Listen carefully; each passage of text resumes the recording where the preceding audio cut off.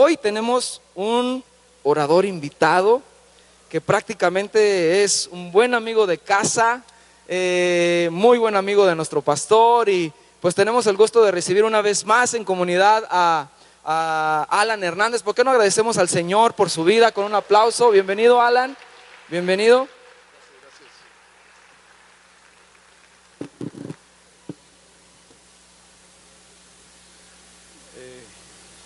Niños, ¿no han pasado los niños? Ah, bueno, los niños, y ya oraron por ellos y todo, ¿verdad? ¿O no oran? ¿O cómo le hacen? No sé. Bueno, niños, pasen, allá están los maestros, ya listos. Ok. Bueno, qué gusto estar aquí con ustedes. Siempre cuento los días para venir acá a Zamora. Pues como que a través de los años se van formando amistades muy buenas, muy profundas, y es bueno lo que el Señor ha hecho. ¿Cómo están? ¿Bien? A ver, dale una sonrisa ahí al que está a tu lado, dile que le enseñes que sí desayunaste barbacoa o algo. Bueno, muy bien. Vayan en sus Biblias a Efesios capítulo 1. Quiero compartirles algo que a mí el Señor me ha estado hablando, he estado compartiéndolo en la iglesia últimamente, y es un tema que quizás hace años yo no pude haberlo compartido. Quizás hace años atrás no hubiera podido yo exponer algo así, porque había mucho en mi corazón hace ya algunos años donde yo no tenía entendimiento real, verdadero, de lo que les voy a compartir ahorita. Y me acuerdo hace más o menos unos 12 años llegué yo a Amistad de Monterrey, donde nosotros vivimos actualmente. Es que vivimos entre Monterrey y Saltillo, estamos bien confundidos, ya no sabemos ni dónde somos. Pero yo hace unos 12 años llegué ahí a Amistad de Monterrey, y cuando yo llegué ahí, previo a eso yo había viajado mucho. Ustedes aquí conocieron parte de lo que era el ministerio anteriormente. Viajábamos con el ministerio Potencia al Máximo y hacíamos eventos por todo México, y cada fin de semana estábamos fuera. Y yo quiero decirte que salir y compartir a veces pareciera muy romántico, y hay muchos jóvenes que dicen, wow, queremos ir y queremos salir, pero después de un año más o menos de andar para arriba y para abajo, ya te cansas, y ya entra la parte de lo que es realmente el salir, el ser un orador invitado, el ir con un grupo de personas a compartir la palabra. Pero yo duré 10 años donde casi cada fin de semana salíamos. Entonces, al final de esa época en mi vida, y esto lo digo a manera de testimonio personal, yo estaba quemado por dentro, estaba cansado, no te lo puedo explicar. Y cuando tú estás cansado, cuando tú estás quemado, hay varias cosas que no puedes hacer. El músculo de la fe se atrofia, y cualquier proyecto de fe hasta le tienes miedo, porque hay una cuestión donde ha habido un cansancio. Y hace más o menos 12 años el Señor empezó a renovar esa área en mi vida, pero empezó a hacer algo más. Empecé a conectarme y empecé a entender lo que es la paternidad de Dios. Y al ir entendiendo la paternidad de Dios, se abrió una avenida de revelación, de palabra, donde vamos entendiendo no nada más su paternidad, sino nuestra identidad como hijos, para realmente funcionar como la Biblia nos dice que debemos de funcionar. Entonces yo quiero hablarles en esta hora acerca de eso, de poder conocer al Padre, de acercarnos más a entender quién es el Padre para nosotros y la identidad que Él ha marcado sobre nosotros como hijos. ¿Está bien? Entonces vamos a entrar al tema, pero a mí me gustaría primero orar. Acostumbro a hacerlo, quizá no por ustedes sino por mí, pero vamos a orar, que Dios nos hable en esta hora. Señor, gracias porque tú estás aquí en Comunidad Cristiana de Zamora, porque tú eres quien reina sobre esta casa, Señor. Tú eres el Señor, tú eres el Padre de este hogar. pues oramos que el día de hoy no sea la excepción y hoy se abran los cielos, Señor, y una vez más tú derrames el conocimiento de tu palabra, no a nivel de intelecto solamente, sino a la profundidad de un corazón cambiado, de una vida transformada, de una mente renovada. En el nombre de Jesús oramos. Amén. Y una de las cosas que habría que decir aquí es que no es fácil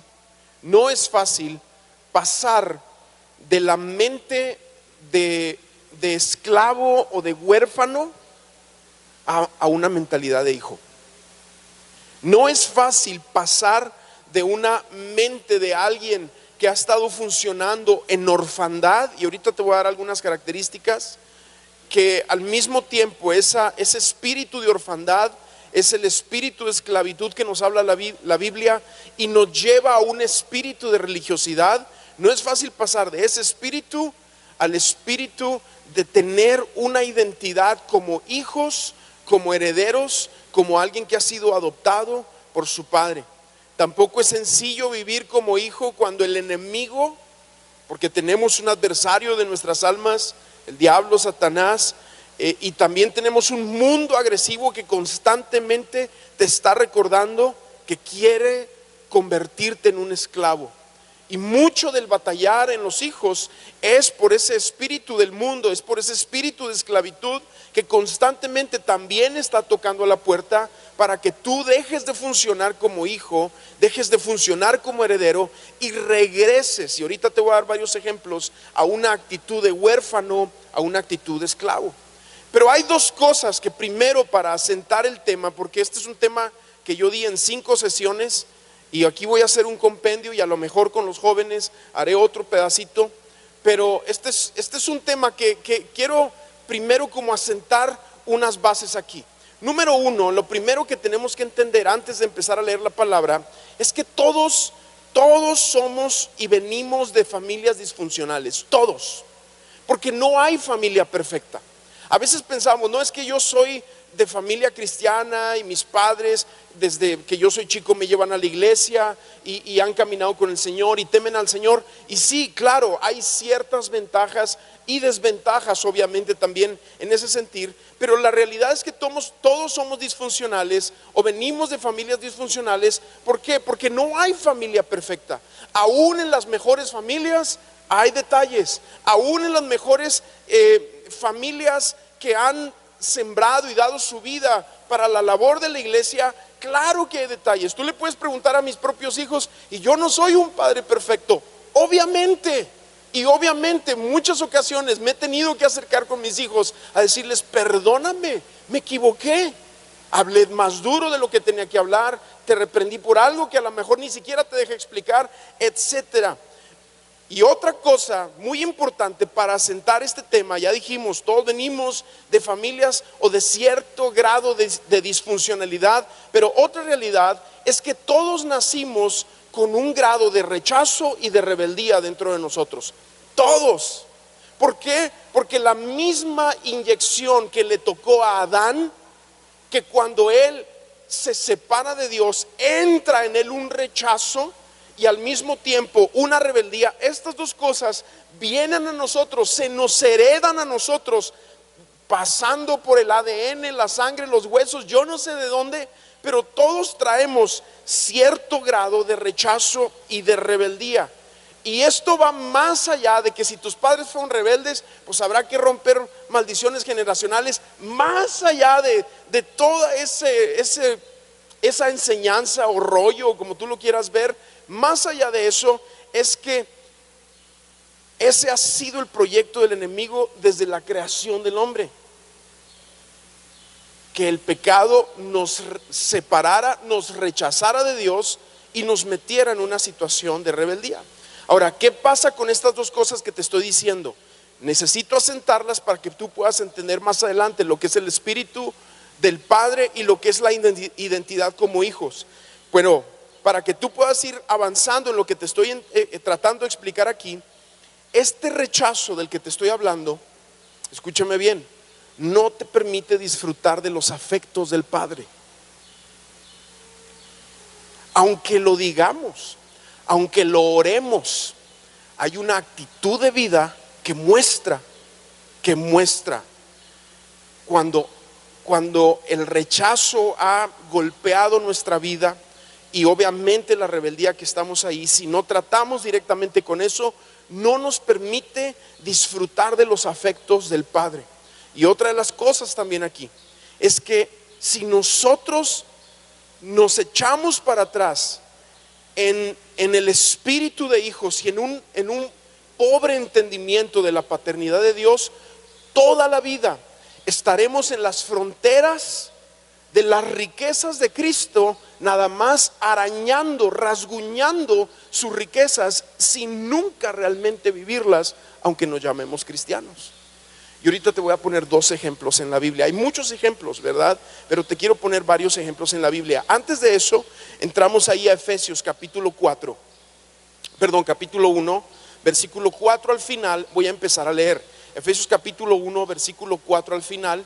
Aunque bueno, yo estoy leyendo de la Reina Valera contemporánea, Efesios 1:4, y en la Reina Valera 60 la palabra en amor o por amor está en el versículo 5, pero en la Reina Valera contemporánea la palabra por amor está en el versículo 4. Y empiezo a leer ahí, de acuerdo como yo lo tengo acá en la Reina Valera contemporánea. Dice Efesios capítulo 1, versículos 4 al 7, dice por amor, ¿sí?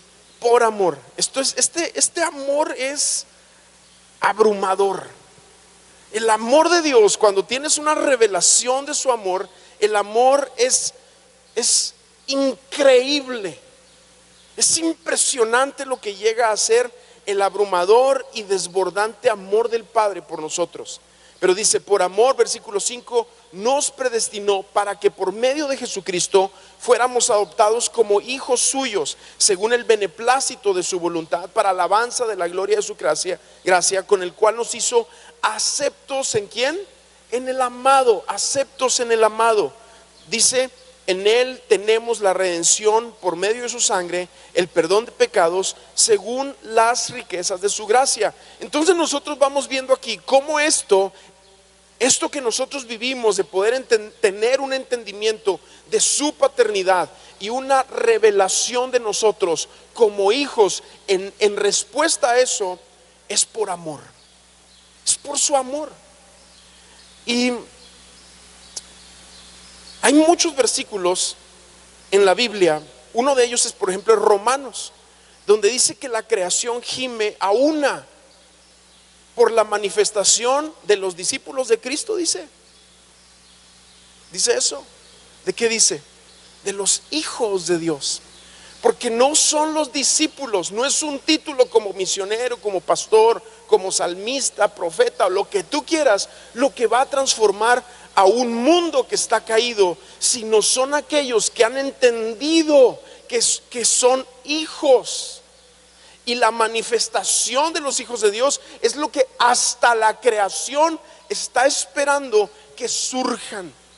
Porque quienes tienen identidad de hijos, como Cristo la tiene y como Él la ora al Padre en su oración de Juan 17, diciendo: Padre, el amor con que me has amado, que esté en ellos, que a ellos se les revele, a mis discípulos, a estos que están delante de ti, por los cuales estoy orando, que se les revele que así como me has amado a mí, los has amado a ellos. Pero Jesús quiere avanzar también en el entendimiento en nuestra vida, que si tú y yo llegamos a funcionar como hijos, entonces estaremos entrando a la realidad de una herencia, estaremos entrando a la realidad de sus promesas, estaremos entrando a la realidad de dejar de arañar las riquezas de Cristo y vivirlas en plenitud.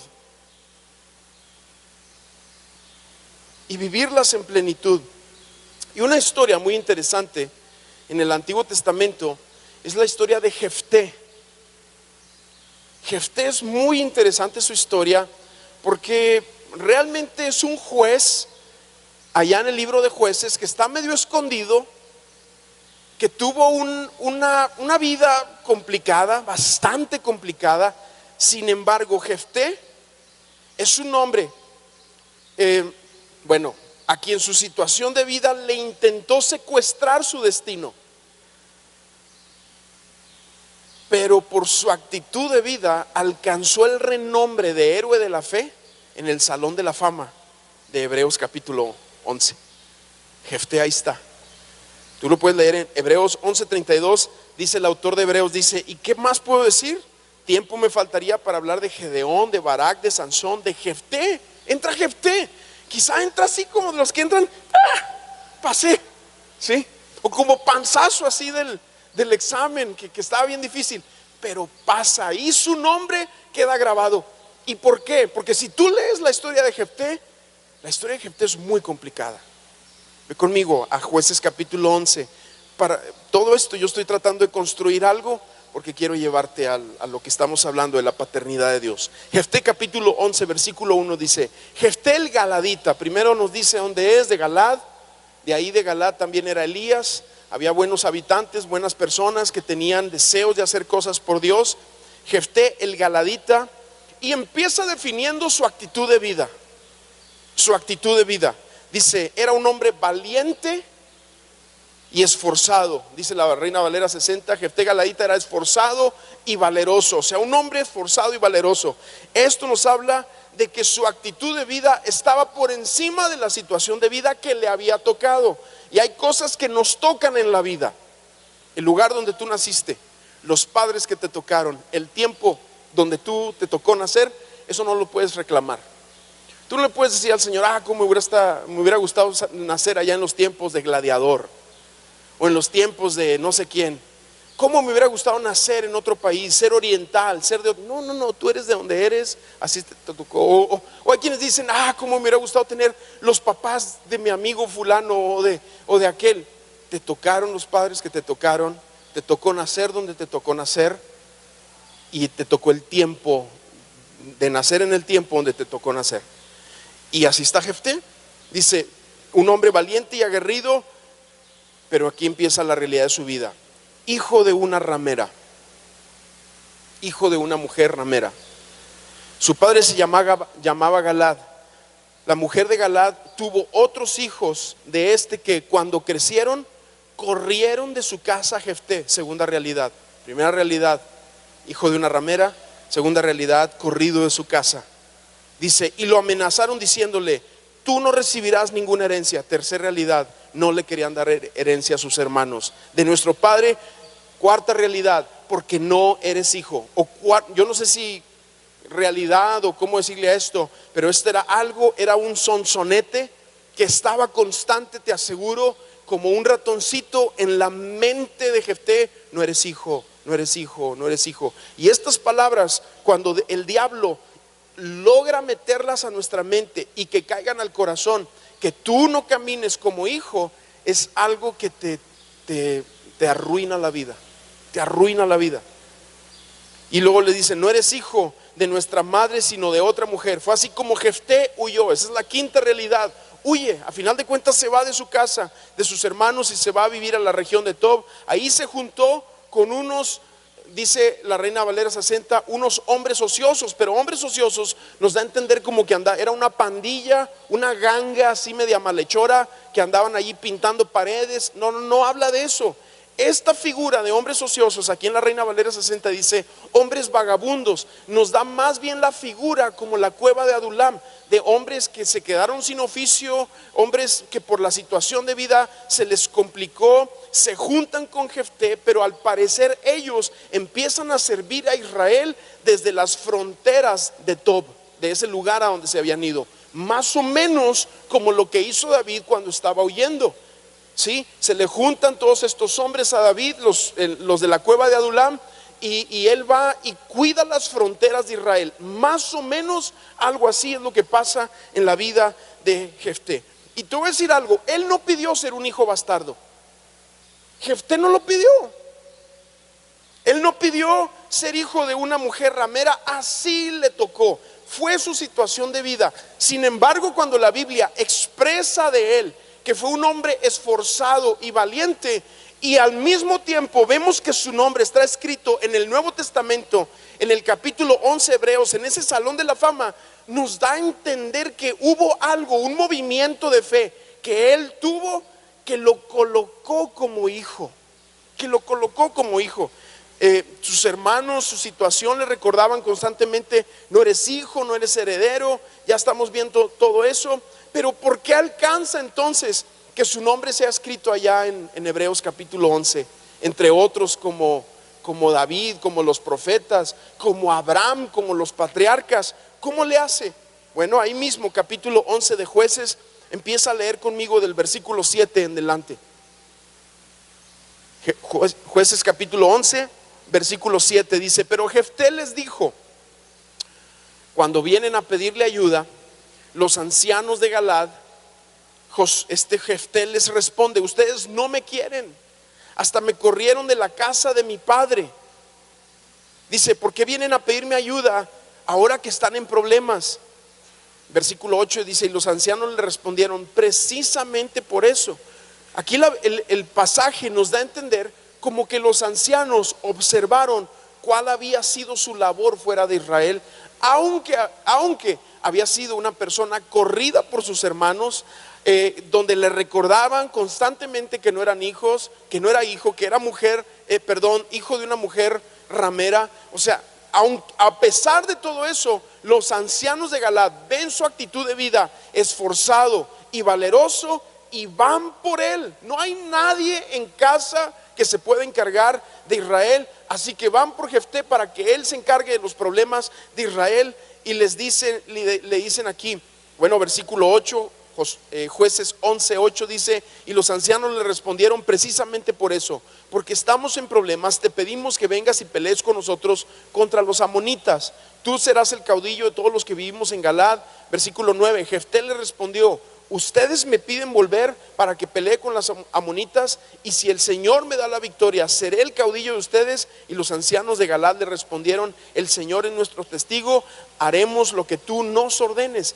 Por esta actitud perdonadora es que él alcanza que su nombre esté en el capítulo 11 de los héroes de la fe, allá en el libro de Hebreos. Porque pudiendo él tomar una actitud de rechazo, pudiendo él tomar una actitud de rebeldía, cede su corazón y ayuda a su pueblo. O sea, él pudo haber dicho: ahora que están en problemas vienen por mí, pues se me largan de aquí, órale, se me largan. Ya ves cómo hay gente así que se pone bien loca, ¿no? Y estaba con todo el derecho. Sin embargo, él lo ve como una oportunidad para perdonar, para brincar la ofensa y comportarse como un hijo por encima de todas las palabras de sus hermanos que constantemente le recordaron: no eres hijo, no eres hijo, no eres hijo. Su actitud perdonadora lo puso por encima de los hijos de su padre, que inicialmente lo corrieron, similar a la historia de José. Y es que el padre de mentiras es experto en desvirtuar identidades y pervertir herencias. Experto. Quiero llevarte a otro pasaje. Ve conmigo a Gálatas. Gálatas, recuerda que es un grupo de iglesias, no es una sola iglesia, es una región en Turquía actual donde había un grupo de iglesias que el apóstol Pablo había plantado. Iglesias, hermanos, gente como nosotros, que se sentó en las enseñanzas, que creció en el servicio, que dio frutos, que en los tiempos de la alabanza, de la adoración, de los himnos, de los cánticos de aquellos entonces adoraron juntos al Señor, que partían el pan en las casas, que seguramente tenían reuniones y oraban en los mercados unos por otros. Sin embargo, Gálatas, siendo una iglesia y habiendo hijos en medio de ellos, se les mete viene alguien y los seduce con este espíritu de religiosidad / esclavitud / orfandad. Se les mete esto a la iglesia y en lugar de caminar como hijos, se echan para atrás y empiezan a caminar como esclavos siendo hijos. Y el apóstol Pablo los reprende. Y empiezo leyendo ahí en el capítulo 3, el capítulo 1 y 2 de la epístola a los Gálatas es una apologética, una defensa a la gracia y al evangelio. Es una defensa a la gracia donde el apóstol Pablo hace una apologética de lo que es el evangelio y de lo que es la gracia. Pero en el capítulo 3 como que el apóstol Pablo se desespera y es donde mete esta porción aquí tan interesante. Si lo tienes ahí en tu Biblia, Gálatas capítulo 3, en el versículo 1. Dice, oh Gálatas insensatos. Hasta hay unos signos de exclamación, ¿te fijas? Oh Gálatas insensatos, ¿quién los fascinó? Y esta palabra fascinar es la palabra hechizar. Esa es la palabra que se usa. ¿Quién los hechizó? ¿Quién los embrujó? ¿Quién los fascinó? ¿Quién te sedujo a tal grado? Dice, para no obedecer la verdad, si ante los ojos de ustedes Jesucristo ya fue presentado claramente como crucificado. Y versículo 2 les hace una pregunta que es muy interesante. Les dice, solo quiero que me digan, que me digan, solo quiero que me digan. Otras, la Reina Valera 60 dice, esto solo quiero saber de vosotros. Y suena muy bonito, pero es como decir, a ver, díganme algo. Es como una pregunta, dime algo. ¿Recibiste al Espíritu por las obras de la ley o por el oír con fe? No dice recibiste a Cristo. ¿Me estás escuchando? Porque ya son hijos. Ellos son hijos, pero se han hecho religiosos. Son hijos, pero se han hecho huérfanos. Son hijos, pero se han regresado a caminar como esclavos. Por eso les habla del Espíritu y les dice, solo quiero saber una cosa, quiero que me den una respuesta. ¿Cómo recibieron al Espíritu? La misma respuesta, la misma pregunta hace Pablo en Hechos capítulo 19 cuando llega a Éfeso. Y hay un grupo de 12 discípulos huérfanos. Posiblemente eran 12 familias. Huérfanos, esclavos, con actitud no de hijos, sino de esclavos religiosos. Y les dice, ¿recibieron al Espíritu Santo? No les dice, ¿ya recibieron a Cristo? ¿Ya tuvieron un verdadero arrepentimiento? O como tú quieras expresarlo. Les dice, ¿ya recibieron al Espíritu? Y yo les dice, no, porque aquí vamos conectando con algo. Es el Espíritu el que te revela tu identidad como hijos y al Padre como un Padre. Es el Espíritu. Está la semilla en el nuevo nacimiento. En la regeneración está la semilla, pero es regada por el poder del Espíritu, y ahorita te lo voy a explicar con la palabra, para que en nosotros surja el entendimiento de que somos hijos y de que tenemos a un Padre sobre nuestras vidas que nos hace caminar así. Capítulo 4 de Gálatas, seguimos leyendo ahí pequeñas porciones, no tendríamos obviamente el tiempo para observarlo todo. De hecho, el capítulo 4 es una explicación entre los hijos de la carne y los hijos del Espíritu, poniendo como ejemplo a Isaac y a Ismael. Y ahí hay una explicación. Capítulo 4 de Gálatas, versículo 1, sígueme por favor. Dice, pero digo también, mientras el heredero es niño, ¿sí me van siguiendo? Dice, entre tanto que el heredero es niño, en nada difiere del esclavo, aunque es señor de todo. ¿Y de qué está hablando Pablo aquí? De que a veces como herederos nosotros, nuestra mentalidad de niños o las regresiones espirituales que tenemos a la religiosidad, a la esclavitud, a la orfandad, nos dejan como niños, y ninguna diferencia hay entre los que son verdaderamente esclavos, aunque esa persona nacida de nuevo y con su nombre inscrito en el libro de la vida es heredero de todo. Mi esposa, cuando viajábamos mucho nosotros, los veranos a veces yo hacía como giras.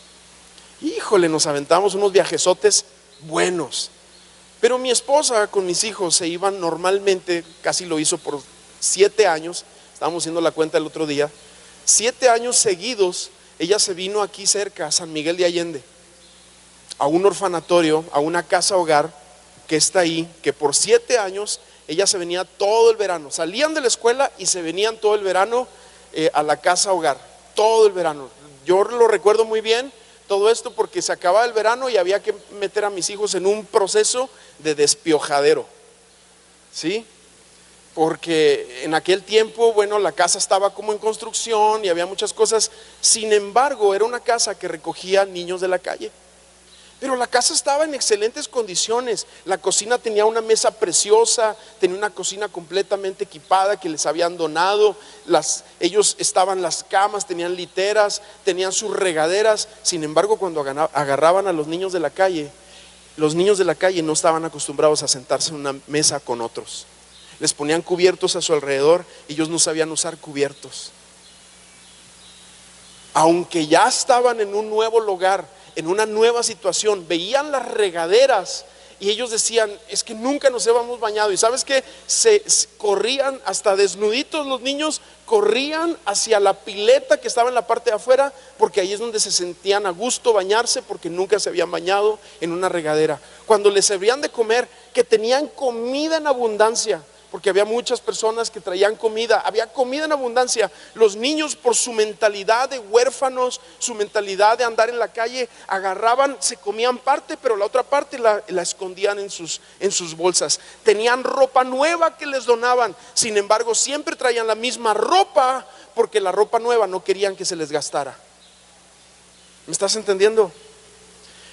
Hay muchos cristianos que así viven, son hijos. Sin embargo, si nos quedamos en la mentalidad de esclavitud, si nos quedamos en la mentalidad de orfandad, escúchame bien, si no viene a nuestro corazón una revelación de que somos hijos y de que el Padre es nuestro Padre, vamos a estar viviendo como niños, y aunque seamos herederos de todo, no lo vamos a disfrutar.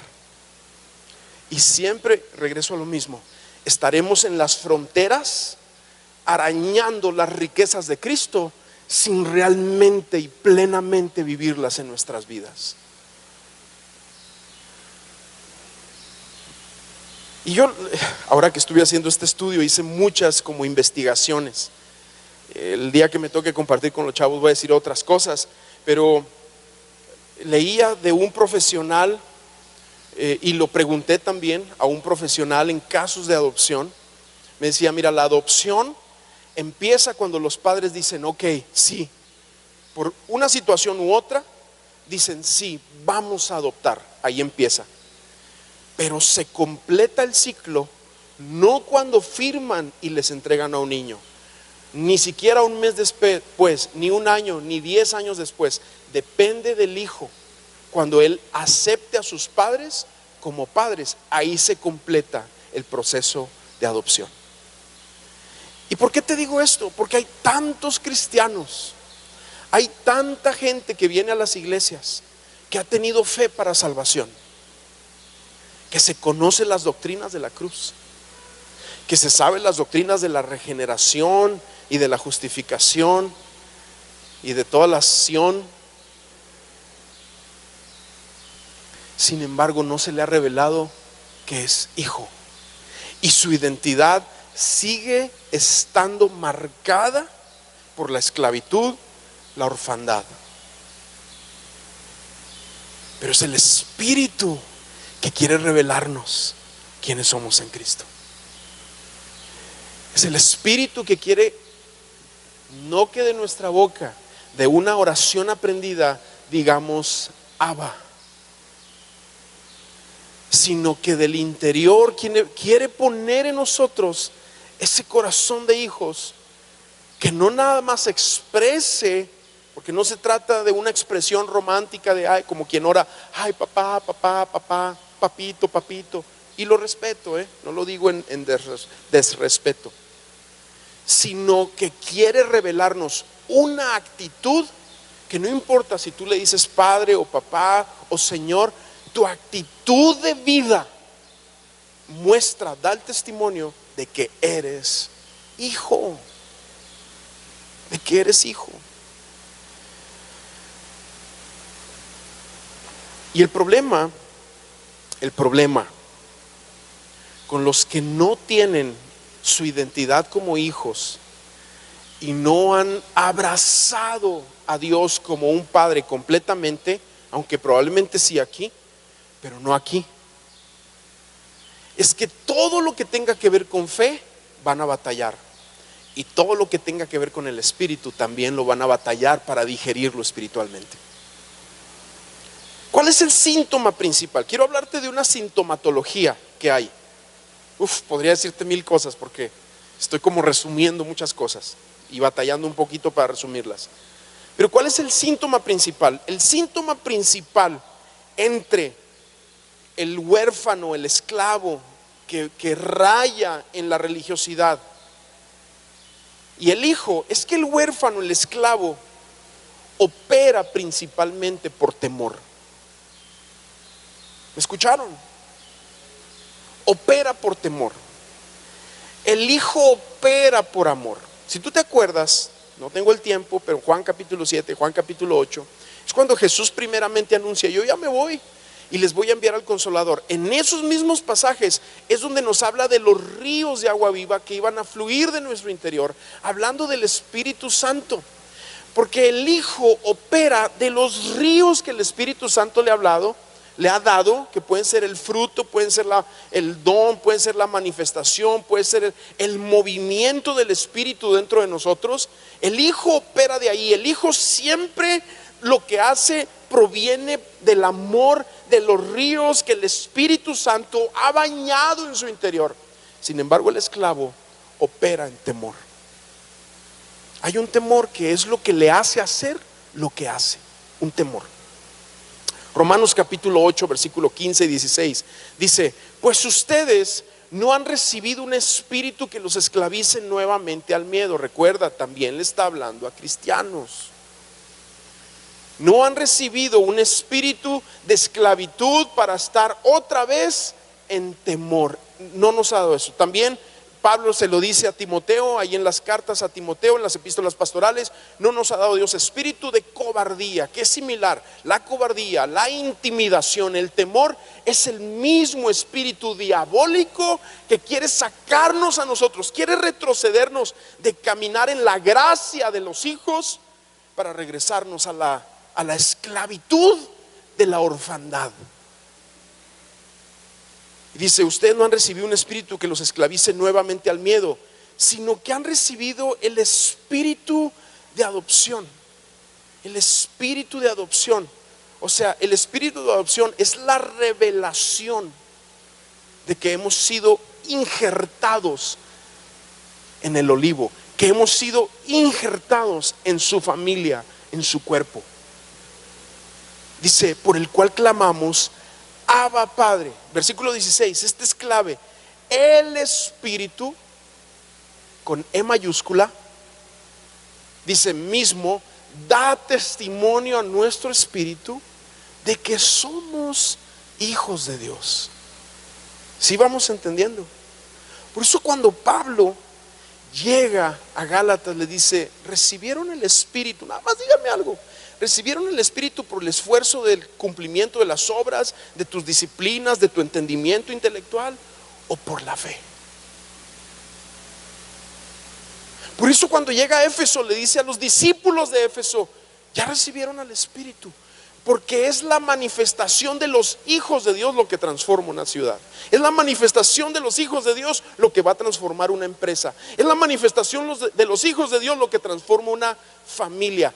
Y la creación a nuestro alrededor, cada vez que una persona cristiana, aún con años de caminar en Cristo, tiene la revelación de que es hijo y sale de la religiosidad y sale de la orfandad, la misma creación, quizá no la vemos físicamente con nuestros ojos, pero te aseguro que hay algo espiritual que está aplaudiendo, porque dice: mira, uno más ya dejó de caminar como esclavo, operado por el temor, y está caminando ahora como hijo. ¿Están muy calladitos?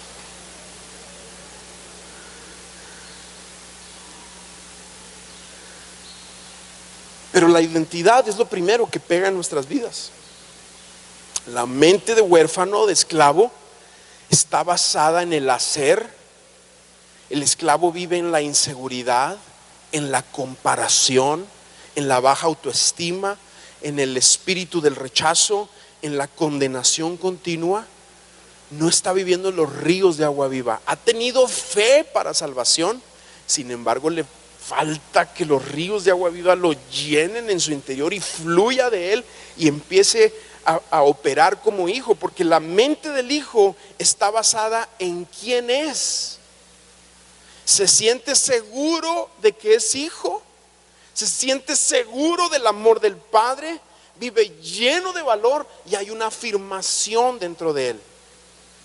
De hecho, el performance, ¿sabes lo que es eso? La actuación delante de la gente es el modus operandi del huérfano, mientras un hijo sabe quién es. ¿Sí estamos entendiendo? De hecho, mira, Lucas, ve conmigo así rápido a Lucas. Ay, gracias, porque ya. Lucas, antes de que Jesús haga cualquier cosa, antes de resucitar al hijo de la viuda de Naín, antes de limpiar el toque al que estaba completamente lleno de lepra y quedar limpio, antes de sanar a los ciegos, a los sordos, a los mudos, de las liberaciones, antes de caminar sobre las aguas y dar esas grandes revelaciones, hay un pasaje que es muy interesante y está en Lucas, en esa expresión donde va a ser bautizado. Antes de todo lo que hizo, se abre el cielo y dice: este es mi hijo amado, en quien tengo complacencia. Te lo voy a decir de otra manera. ¿Qué es lo que tú ves cuando ves el espejo? Te paras ahí, ¿qué ves? ¿Un cúmulo de fracasos, de pecados, de errores cometidos? ¿O ves la misericordia del Padre sobre tu vida? Porque lo que el Padre dijo del Hijo, escúcheme aquí, es lo mismo que dice de ti. Hay algunos que se ven en el espejo y se caen gordos, se caen mal. Pero esto que leemos, este es mi hijo amado en quien tengo complacencia, ¿sabes qué significa? Este es mi hijo amado y me cae bien. Ahora, sobre tu vida, aunque tú te ves en el espejo y veas un montón de cosas, de errores, de fracasos, de pecados, de situaciones, hay un Padre que dice: eres mi hijo amado y me caes bien. Mira, a algunos hasta una sonrisa se les salió, porque quizá nunca lo habías visto de esa forma, pero así te ve el Padre. Lo leímos ya en el primer pasaje que leí, Efesios. Eres acepto en el amado, es por el Hijo, es porque el Hijo está a un lado tuyo en el espejo, aunque tú no lo veas, Él está a un lado uno abrazándote, y aunque tú tengas una cara de depresión crónica por tus problemas y tus detalles y tus pecados y tus errores y todo lo que tú quieras, hay un Hijo que está a un lado y te sonríe, y por eso el Padre dice: eres mi hijo amado y me caes bien. Pero fíjate, regreso al pasaje. Yo hice el conteo ahí en Lucas, a lo mejor me equivoqué, de las veces que dice hijo.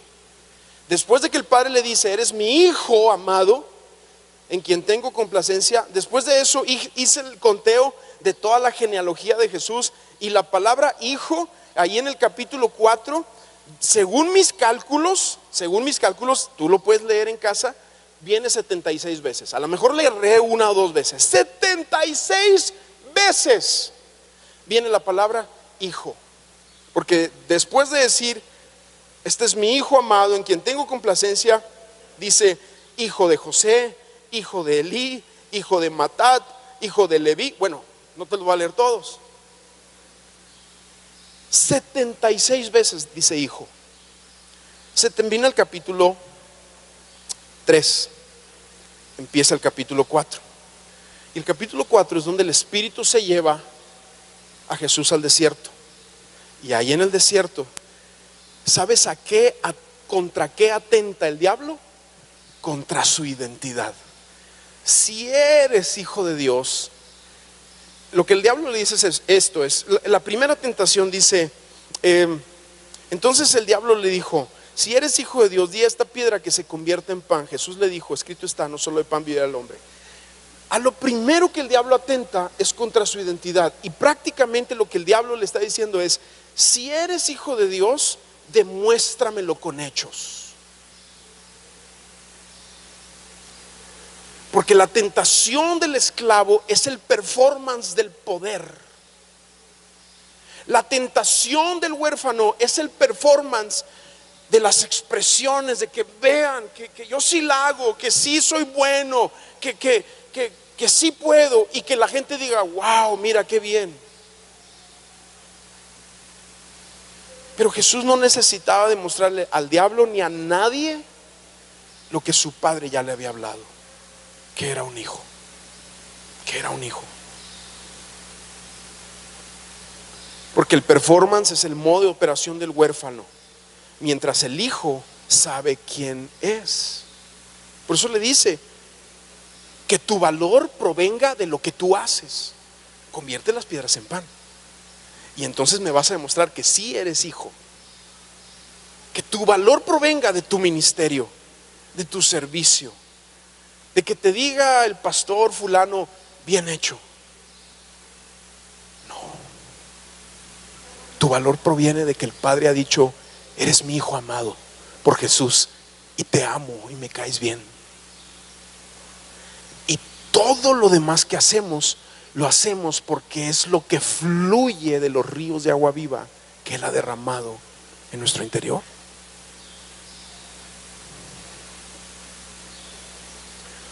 Por eso, bajo esta identidad, cambia todo el modo de operar de los hijos. En cuanto a santidad, por ejemplo, en cuanto a santidad, la mentalidad de huérfano opera pues tratando de evitar el rechazo, es una mentalidad legalista, etc. Ese es el modo de operación del huérfano. Es el modo de operación de la iglesia de los Gálatas. Se habían olvidado que eran hijos, tuvieron una regresión, se echaron para atrás, empezaron a operar en la orfandad, en la esclavitud. Y Pablo les dice, les avienta la cuerda, les avienta la mano y les dice, hey, regrésate, porque tú no eres esclavo, tú eres hijo. Y para muestra, un botón: ¿cómo recibiste al Espíritu? ¿Por el esfuerzo que hiciste? ¿Por el performance de su ministerio? ¿Por el alcance misionero que tienen? ¿O porque son hijos?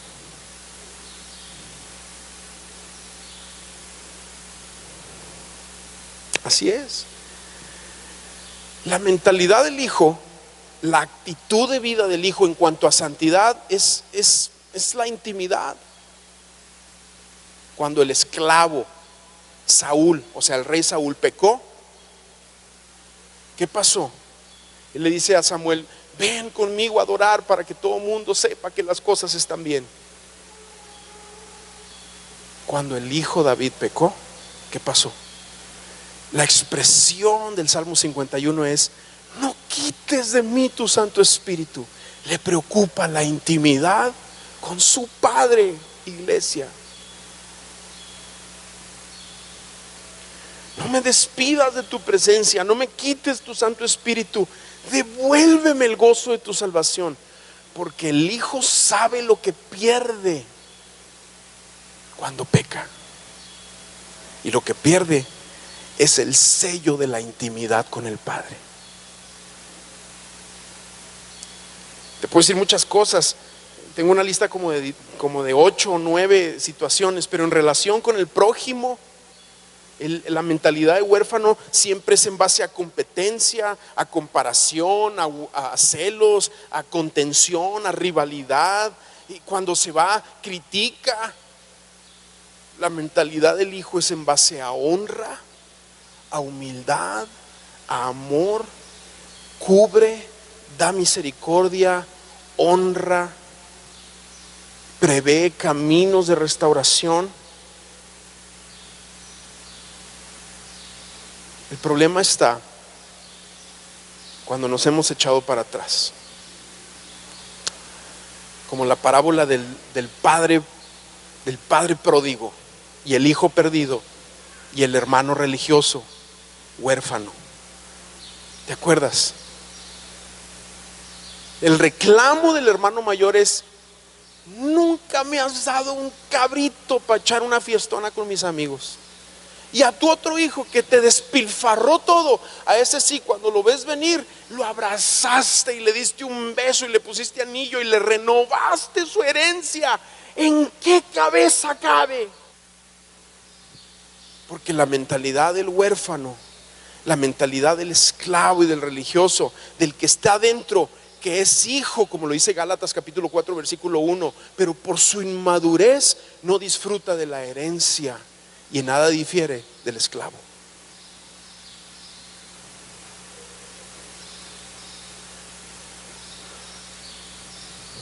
Ya, ¿verdad? Se acabó el tiempo.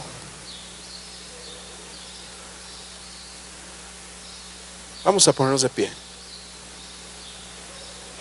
No sé si Ana puedas venir, gracias.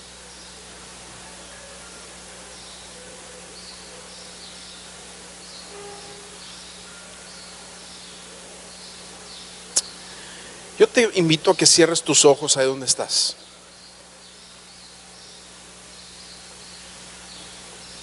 Ahí donde estás, cierra tus ojos.